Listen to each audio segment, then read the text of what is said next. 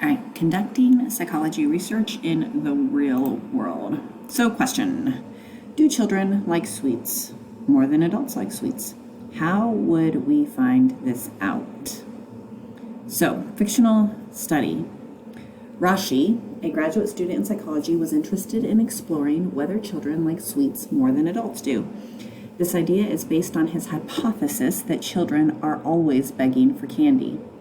To investigate, he brings 10 boys and 10 girls into the lab and gives them an opportunity to eat marshmallows. 85% of the children opt to do so. When Rashi brings 10 men and 10 women into the lab and repeats the study, only 20% of the adults opt to eat marshmallows. Rashi concludes that children are far more likely to enjoy sweet foods than adults. Rashi's advisor, however, is not convinced.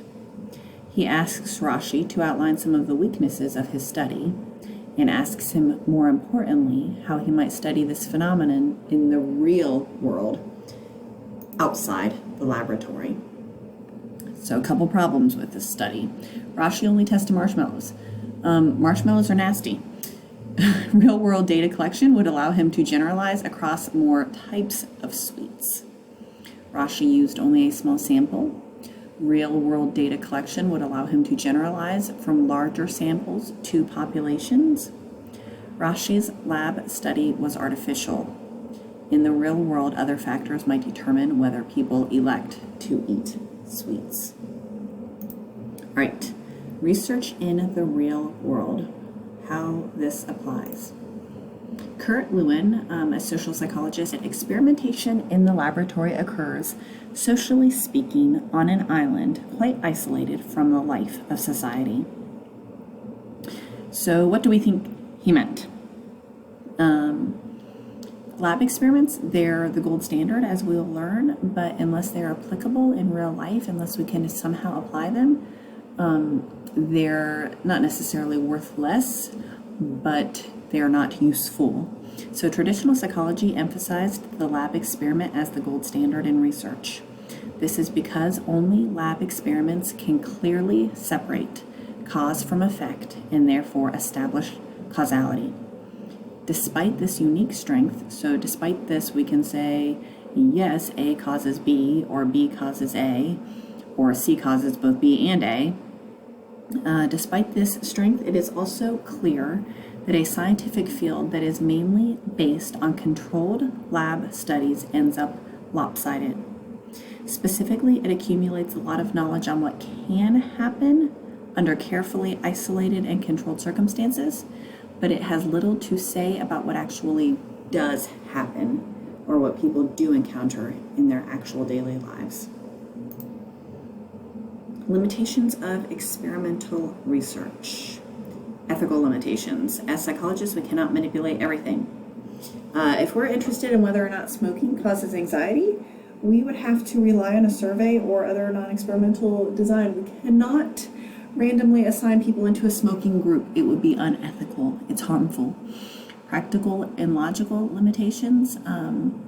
Even if we could ethically manipulate some variables, not all variables are amenable or able to be changed.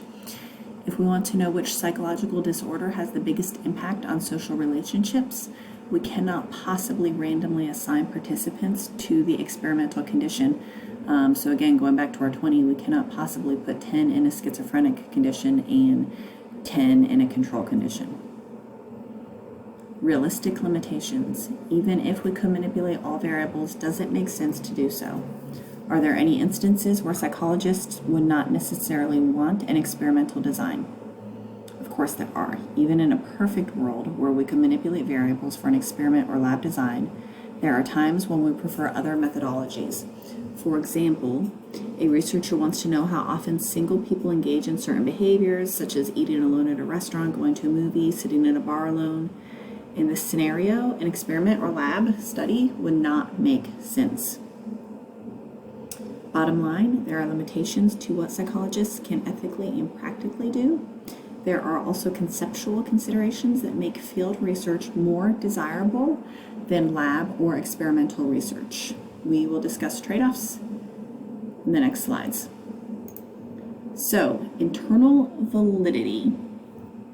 Internal validity is the degree to which a cause-effect relationship between two variables has been unambiguously established, or the degree to which a study allows unambiguous causal inferences.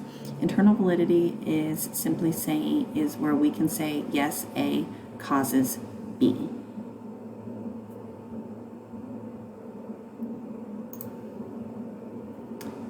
External validity, or the degree to which a study ensures that potential findings apply to settings and samples other than the ones being studied.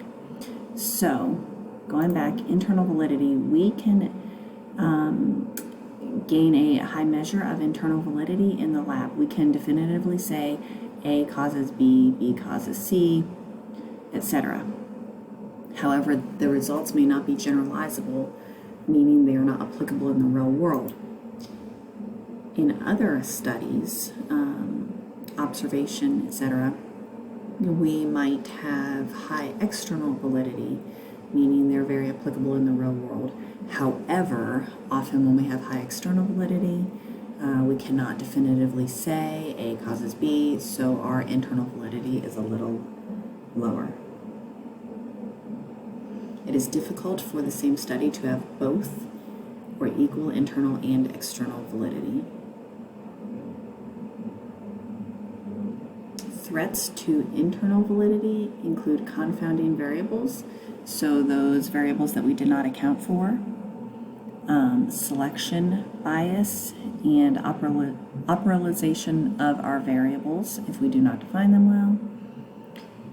Threats to external validity, situational specificity, sampling bias, or weird participants, Western educated, industrialized, rich, and democratic.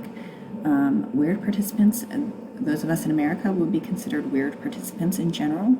Those in more third world countries would not, and so they can possibly be underrepresented in studies.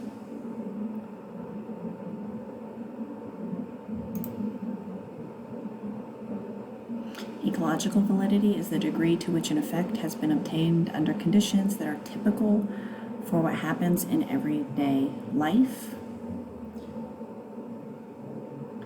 The goal for researchers must be to complement traditional lab experiments with less controlled studies under real-world circumstances. Many studies must choose to compromise, prioritizing one form of validity over the others.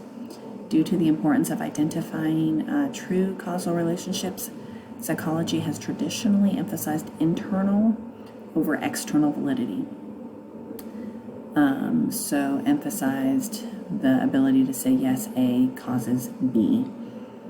However, in order to make claims about human behavior that are applicable and valid, that apply across populations and environments, researchers complement traditional lab research with field research.